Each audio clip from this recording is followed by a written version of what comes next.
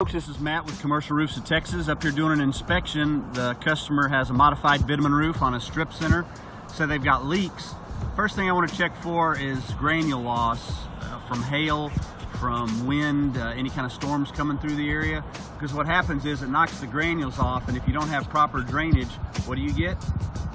You get ponding. So if I can come up here and build a sandcastle out of the loose granules, that means it's not draining correctly. Even though there's a drain not more than 5 feet away from it, modified bitumen's not made to be underwater. So if you have a lot of ponding, you'll have a lot of granule loss, and it'll all just pile up like sand on the beach. So that's not good. Give us a call if you have a problem like that.